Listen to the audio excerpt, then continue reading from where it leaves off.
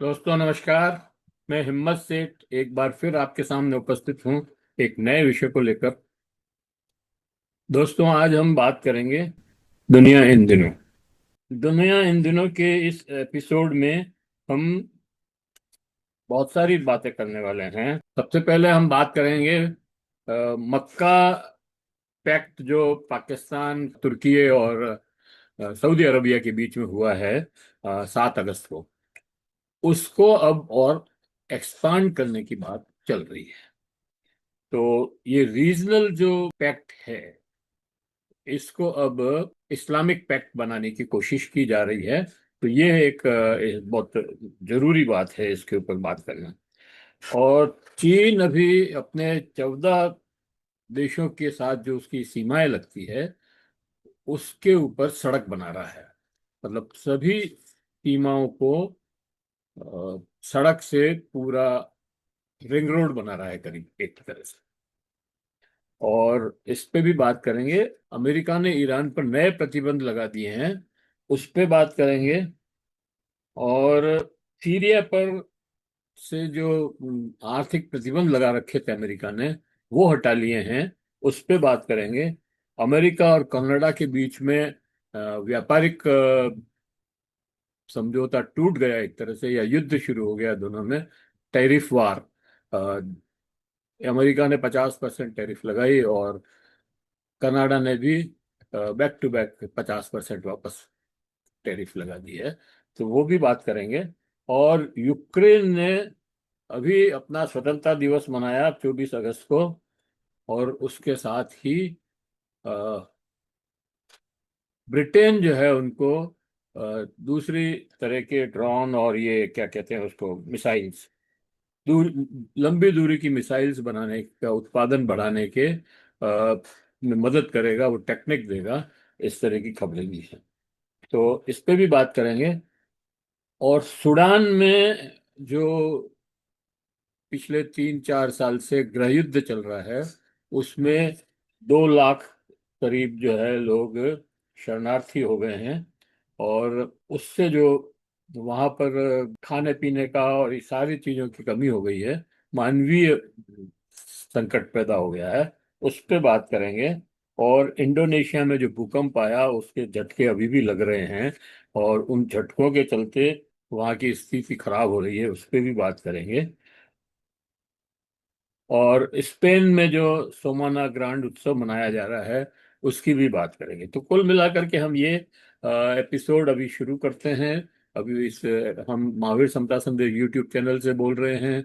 और अगर आपने अभी तक भी हमारे यूट्यूब चैनल महावीर समता संदेश को सब्सक्राइब न किया है तो सब्सक्राइब कर लें, बेल आइकन दबाना न भूलें। और अगर वीडियो अच्छे लग रहे हैं तो लाइक करें, फॉरवर्ड करें, और लोगों को भेजें, अपने मित्रों और परिजनों को भी भेजें। उनसे निवेदन भी करें कि हमारे इस यूट्यूब चैनल को सब्सक्राइब करें, क्योंकि हम बहुत ही गंभीर विषयों पर बातचीत करते हैं। हालांकि बहुत कम लोग हैं जो गंभीर विषयों पर बात को सुनना चाहते हैं, लेकिन फिर भी हमारा ये कर्तव्य है कि हम सही दिशा में लोगों को समझाने की कोशिश करें। तो दोस्तों, मैं आपसे ये बात कर रहा था कि मक्का पैक्ट जो जो सुरक्षा समझौता हुआ है मक्का शहर के अंदर 7 अगस्त को सऊदी अरब, तुर्की और पाकिस्तान के बीच में, अ, वो एक नए मोड़ पर आ गया है। अब आज अभी पाकिस्तान के जो फील्ड मार्शल आसिफ मुनीर हैं, वो ईरान गए हुए हैं। ईरान तो गए हैं वो इसलिए कि अ, वो जो लड़ाई चल रही है, जो बातचीत होनी है अमेरिका और ईरान के बीच में, उसके बारे में बात करने गए हैं। और वो ट्रम्प साहब चाहते हैं कि आसिफ मुनीर ईरान को समझाए। ईरान बात करने गया है कि बात इस तरह की हो जाए कि हमारी हेटी नहीं हो, मतलब ट्रम्प चाहते हैं कि हमारी हार न दिखे और हम जो है सावधानी से वहां से निकल जाएं। इस तरह की कोई बातचीत हो जाए, उसके लिए समझाने को ईरान को पाकिस्तान के फील्ड मार्शल सॉरी मुनीर गए हैं वहां पर। लेकिन उन्होंने वहां पर जाकर के ईरान को ये प्रस्ताव किया कि आप भी मक्का में, मक्का जो एक सुरक्षा जो समझौता है, उसमें आप शामिल हो जाएं। तो ये अगर ईरान अगर शामिल हो जाता है, हालांकि लोग कह रहे हैं कि शायद वो नहीं होगा, क्योंकि अगर वो हो जाता है तो अमेरिका को वहां पर उन बेसिस पर मिलने रहने का मौका और मिल जाएगा, जो कि अभी वो वहां की निकलने की कोशिश में लगा हुआ है। अभी वो उसको अपने सारे बेसिस खाली करने पड़ेंगे। लेकिन अगर ये ईरान इसमें शामिल हो जाता है तो भी चीजें बदल जाएगी। तो इसलिए आ, हो सकता है कि ये शामिल नहीं हो, और मिस्र भी शामिल हो सकता है इसके अंदर। मैंने पहले भी कहा था आपको कि मिस्र इसमें शामिल हो सकता है, अभी तक उनसे शायद बात नहीं हुई होगी। लेकिन बांग्लादेश इसमें मान मिलने के लिए तैयार है। वो सोच रहे हैं कि हम भी मक्का इस एग्रीमेंट में, पैक्ट में शामिल हो जाएं। तो अगर ये पैक्ट में शामिल हो जाते हैं तो हमारे लिए मुश्किल और बढ़ जाएगी, क्योंकि पाकिस्तान, सऊदी अरबिया और तुर्की ये तो पहले हैं, और अगर बांग्लादेश इसमें शामिल हो जाता है तो ये हमारे चारों तरफ घेराबंदी हो जाएगी, और चीन इसमें इन सब की मदद करेगा। और चीन के हथियार भी सऊदी अरबिया के पास भी हैं, पाकिस्तान के पास भी हैं, तुर्की के पास है कि नहीं पता नहीं, लेकिन बांग्लादेश में भी अब वो कोशिश कर रहा है। तो ये सारा षड्यंत्र हमारे खिलाफ हो जाएगा, और अगर हमको पाकिस्तान से युद्ध करना पड़ा तो हमारे लिए बहुत ही मुश्किल होगी, क्योंकि अ, तुर्की के पास बहुत तकनीकी साजो सामान बहुत हैं, ड्रोन और मिसाइल्स का भंडार है उसके पास, और पैसों की कोई कमी नहीं है सऊदी अरबिया के पास। और बांग्लादेश भी अगर इधर से लड़ाई शुरू करता है तो तीन क्षेत्रों से हमारे लिए हमको लड़ना पड़ेगा, इधर चीन, इधर पाकिस्तान, इधर बांग्लादेश। तो ये हमारी स्थिति बहुत गंभीर है। हमको इस बात पर ध्यान देना चाहिए, और लड़ाई लड़ने के बजाय हमें पाकिस्तान से बातचीत करने की तरफ ध्यान देना चाहिए, जैसा कि मोहन भागवत भी कह रहे हैं, और उनके जो सिपे सालार मतलब संघ के जो दूसरे वक्ता हैं वो भी कह रहे हैं। तो उसके ऊपर ध्यान देना चाहिए बिल्कुल। और हमको पाकिस्तान से हमारे जो भी हमारे विवाद हैं वो बातचीत से हल करने चाहिए। हमको इस युद्ध के इधर नहीं पड़ना चाहिए। अब चीन जो है, उसके जो 14 देशों से जो सीमाएं लगती है, उन चारों तरफ तट तट के, वहां समुद्री तटों पे भी और इन सीमाओं पे भी वो एक सड़क बना रहा है, और उससे भी भारत को बड़ा खतरा है।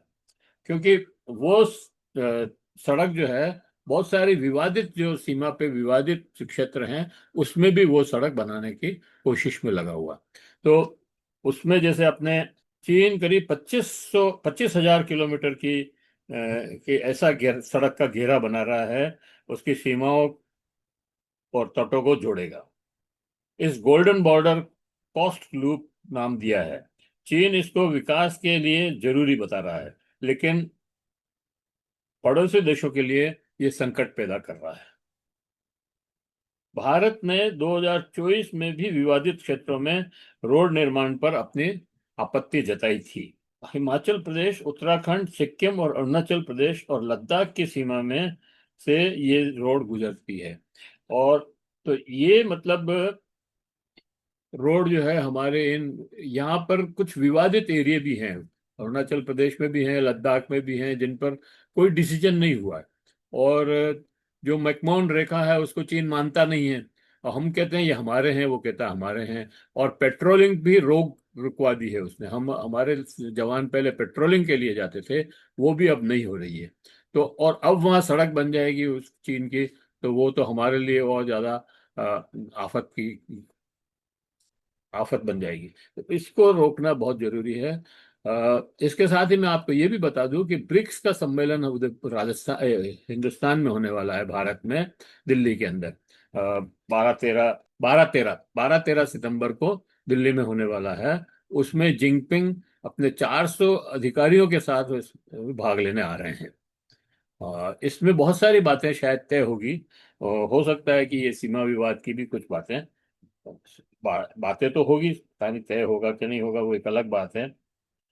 पर वो बहुत पूरी तैयारी के साथ इस ब्रिक्स सम्मेलन में आ रहे हैं। हम ब्रिक्स सम्मेलन के इस समय अध्यक्ष हैं, जो बारी बारी से आता है, कोई चुन चुन के नहीं आए हम, लेकिन जो बारी बारी से आता है उसमें आ, हमारा नंबर है इस बार। तो हमारी अध्यक्षता में, मतलब प्रधानमंत्री की अध्यक्षता में ये मीटिंग होने वाली है, जिसमें जिनपिंग 400 अधिकारियों के सम्मेलन के साथ, तैयारी के साथ आ रहे हैं। इसमें शायद पुतिन भी आएंगे और ट्रंप भी आएंगे। ये बहुत ही महत्वपूर्ण वो होने वाला है। अब अमेरिका ने ईरान पर नए कड़े प्रतिबंध की घोषणा कर दी है कल, जो पहले करने वाला था। हॉर्मुज स्ट्रेट को खाली कराने के चक्कर में ईरान, ये अमेरिका पहले तो धमकियां देता रहा कि हम इतना बारूद डालेंगे कि तुम पाताल में पहुंच जाओगे, पता नहीं जो भी, मतलब आठ अ, पाषाण युग में चले जाओगे और ये कर दोगे वो कर दोगे। वो सारा होने के बाद अब ये तय हुआ कि भाई ईरान से हम युद्ध तो नहीं लड़ सकते। ईरान के पास जो सेना है, ईरान के पास जो मिसाइल्स प्रोग्राम है, ईरान के पास जो रिच यूरेनियम है, उसका हम कुछ नहीं बिगाड़ सकते। इसलिए अब आर्थिक लड़ाई लड़ने की जरूरत है। और ट्रम्प साहब ने आर्थिक प्रतिबंध लगाने की घोषणा की थी, वो कल उन्होंने लगा दी। कल उन्होंने कड़े प्रतिबंध लगाए हैं। उनके वित्त सचिव ने ये घोषणा की है कि ईरान को चेतावनी देते हुए, और दूसरे देशों को भी चेतावनी देते हुए ये घोषणा की है कि अगर कोई भी देश जो है ईरान से अ, आर्थिक सामाजिक संबंध रखेगा, तो हम उसके साथ भी ये प्रतिबंध लगाएंगे। ये इस तरह की एक घोषणा उन्होंने की है। अमेरिका ने 5 ऑपरेशन इकोनॉमिक आउटकास्ट नाम दिया है इसको, और इस चेतावनी दी है। और अमेरिका ने वित्त सचिव ने इसकी घोषणा की है। 5 सबसे महत्वपूर्ण क्षेत्रों पर प्रहार किया है। इसमें डिजिटल एसेट्स, क्रिप्टो करेंसी, जिसका इस्तेमाल ईरान चीजों को लेन देन, बेचकर लेन देन में इस्तेमाल करता है, और गोल्ड की जगह, वो डॉलर की जगह, उस पर रोक लगा दी है। उस पर वो अब ये इस्तेमाल नहीं कर, प्रतिबंधों से बचकर लेन देन के में इस्तेमाल करता था, वो अब नहीं कर सकेगा। सोना, अपनी मुद्रा रियाल की गिरती कीमत से बचने के लिए सोने का इस्तेमाल करता था, सोना का सहारा लेता था, और वो नहीं कर सका। अमेरिका ने दुनिया भर के देशों को धमकाते हुए कहा है कि ईरान के साथ कोई संबंध नहीं रखने हैं, तो उसे भी, अगर कोई रखेगा तो उसे भी अमेरिका डॉलर सिस्टम से बाहर कर दिया जाएगा। सांस्कृतिक और शैक्षणिक प्रतिबंध भी लगाए हैं। केवल आर्थिक प्रतिबंध ही नहीं, पर ही सीमित नहीं है ये। अब की बार, आपके वित्त मंत्रालय ने विदेशी संपत्ति नियंत्रण कार्यालय, OFAC, ने ईरान को मिलने वाली कई पुरानी छूटों को भी निलंबित कर दिया है। ईरान के छात्र छात्राओं को मिलने वाले स्कॉलरशिप को भी, स्टूडेंट एक्सचेंज प्रोग्राम को भी पर भी रोक लगा दी है। अमेरिका ईरान के बीच 2013 से ये प्रोग्राम चल रहा था, और सांस्कृतिक आदान प्रदान जो कि अनिश्चित काल के लिए सस्पेंड कर दिया है। 60 से अधिक लोगों और कंपनियों और जहाजों पर प्रतिबंधित सूची में डाल दिया है। इसमें ईरान के Islamic revolutionary guard carps, missile, परमाणु कार्यक्रमों में शामिल नेटवर्क, और अवैध रूप से तेल परिवहन करने वाले गुप्त जहाजों का निशाना बनाया जाएगा। तो अमेरिका ने ये सारे प्रतिबंध उसके ऊपर लगाए हैं, लेकिन ईरान ने उसको जवाब दिया है। ईरानी विदेश मंत्री और संसद के अध्यक्ष मोहम्मद बगैर गालिब ने आर्थिक आतंकवाद और मानवता के खिलाफ अपराध बताया है इन प्रतिबंधों को। ईरान का दावा है कि अमेरिका और इन धमकियों के आगे उससे व्यापारिक साझेदार नहीं झुकेंगे। मतलब चीन और तुर्की उनसे जो तेल खरीदते हैं, वो तेल खरीदना बंद नहीं करेंगे, उसका मानना है, और उससे कोई असर नहीं पड़ेगा। अपनी संप्रभुता के लिए दूसरे देश भी अपनी संप्रभुता की रक्षा के लिए दबाव में नहीं आएंगे। अमेरिका ने के इन प्रतिबंधों से भयभीत नहीं होंगे। तेल की कीमतों में भारी उछाल आ सकता है। भारत के लिए ईरान से तेल क्रूड मंगवाना जोखिम का काम हो जाएगा। और अमेरिका ने 100% टैरिफ का ऐलान किया है हमारे ऊपर, अगर हमने ईरान से वो खरीदा तो। भारत ने भारत के निर्यात को भी झटका लगेगा इससे, क्योंकि भारत जो है अपना बासमती चावल, चाय और दवाओं का निर्यात ईरान को डायरेक्ट नहीं करता था, दुबई के मार्फत करता था। और यूएई ने अभी एक दो दिन पहले ही मतलब ईरान से सारे संबंध तोड़ लिए हैं, व्यापारिक संबंध। अगर उसने व्यापारिक संबंध तोड़ लिए हैं तो हमारा माल भी नहीं जाएगा वहां पे, तो हमें भी इसका नुकसान हो सकता है।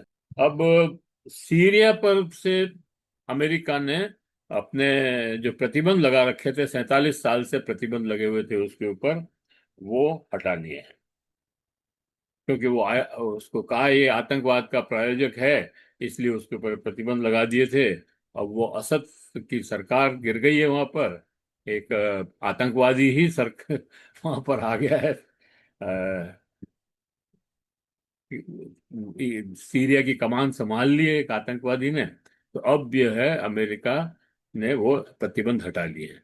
मतलब जो असद सरकार थी, उसको तो वो आतंकवादी को प्रोत्साहित करने वाला मान रहे थे, लेकिन ये खुद आतंकवादी आईएस का मेंबर है। इसको खुली क्लीन चिट दे दी है अमेरिका ने, और अपना एक तरह से अपना नुमाइंदा बना दिया है वहां पर, और उसको उसके वहां से सारे प्रतिबंध हटा लिए। अब ये अमेरिका का जो H1B वीजा की जो है फीस बहुत बढ़ा दी है, इसका हमारे ऊपर बहुत असर पड़ेगा, क्योंकि हमारे यहाँ से काफी लोग ऐसे कुशल लोग मतलब वहां पर जाते थे। उनको अब 1.03 लाख डॉलर की भारी शुल्क लगाने का प्रस्ताव है। मतलब विदेशी कर्मचारियों के लिए अमेरिकी प्रशासन ने अब अत्यधिक कुशल विदेशी कर्मचारियों के लिए H1B वीजा पर लगभग 1.03 लाख डॉलर को भारी का शुल्क लगाने का प्रस्ताव है। अमेरिका कनाडा व्यापार में तनाव बढ़ा है। अच्छा, ये अमेरिका और कनाडा के व्यापार में अब थोड़ा तनाव बढ़ गया है, क्योंकि अमेरिका ने 50% टैरिफ लगा दिया है कनाडा के सामानों पर।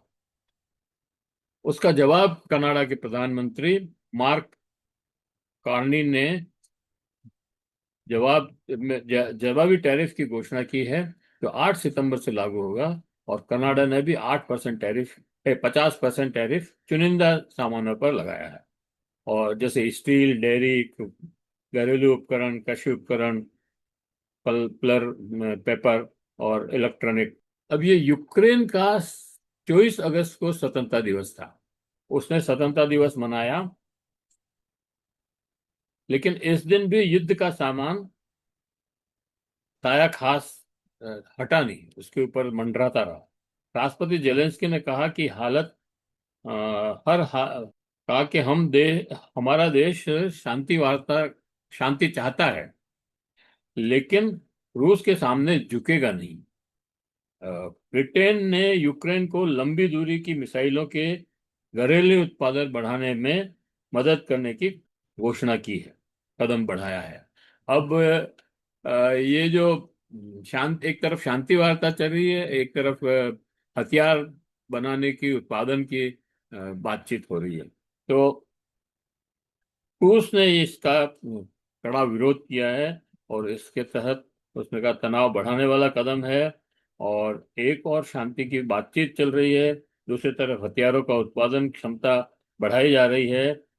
ये विरोधाभासी एक महत्वपूर्ण सवाल खड़ा करता है। यूक्रेन रूस मतलब जो रूस का युद्ध है, उसको लंबा बढ़ाना चाहता है, क्या है मतलब, ये रूस ने पूछा है। लंबे समय तक युद्ध लड़ते देखना चाहते हैं पश्चिम के देश। क्या वे युद्ध विराम के नहीं चाहते हैं? ये पश्चिम के देशों से, मतलब यूरोप के देशों से रूस ने पूछा है। अब सूडान में पिछले 3-4 सालों से गृह युद्ध चल रहा है, और वहां पर मानवीय संकट अब मीडिया की सुर्खियां नहीं बन रहा है, जबकि वहां पे बहुत हालत खराब है। सूडान ने पिछले कई सालों से गृह युद्ध जारी है। लाखों लोग विस्थापित हुए हैं, सूडान के शरणार्थी शिविरों में रह रहे हैं। भोजन स्वास्थ्य सेवाओं का संकट गहरा रहा है। अंतर्राष्ट्रीय सहायता जरूरत से बहुत कम पहुंच रही है, और जरूरत बहुत ज्यादा है। संसाधन बहुत कम पड़ रहे हैं। अब इंडोनेशिया में 15 अगस्त को जो भूकंप आया था, उसके आफ्टर शॉक्स बहुत लगे। 7.7 का की तीव्रता का भूकंप था, जो मैंने पिछले एपिसोड में भी बताया था। और मृतकों की संख्या 100 से भी ज्यादा हो गई है, और हजारों आफ्टर शॉक्स के बीच 17,000 से अधिक मकान ध्वस्त हो गए हैं, गिर गए हैं, या नुकसान हुआ है उनको। और करीब 1.8 लाख लोग विस्थापित हुए हैं। 1,80,000 लोग इस भूकंप से विस्थापित हुए हैं। इन सब संकटों के बीच स्पेन ने सोमाना ग्रैंड उत्सव मनाया जा रहा है। 9 दिनों तक चलने वाला ये उत्सव, 500 इवेंट होंगे इसमें। लगभग 15 लाख पर्यटक यहाँ आने का अनुमान है। और ये सांस्कृतिक उत्सव 22 अगस्त से शुरू हो गया है, और 30 अगस्त तक चलेंगे। इस आयोजन में 32 करोड़ रुपए खर्च होंगे। वहीं अर्थव्यवस्था के को करीब 1,000 करोड़ का से ज्यादा आर्थिक लाभ होगा। तो ये है अ, दुनिया की मुख्य मुख्य खबरें जो हमने आपके सामने रखी। ये एपिसोड आपको कैसा लगा, आप हमें कमेंट बॉक्स में बता सकते हैं। और अगर आपको वीडियो अच्छे लग रहे हैं तो लाइक करें, फॉरवर्ड करें, और लोगों को भेजें। और अगर आपने अभी तक भी हमारे यूट्यूब चैनल महावीर समता संदेश को सब्सक्राइब न किया है तो सब्सक्राइब कर लें। बेल आइकन दबाना न भूलें। जय हिंद, जय भारत। मिलते हैं फिर किसी और वीडियो के साथ।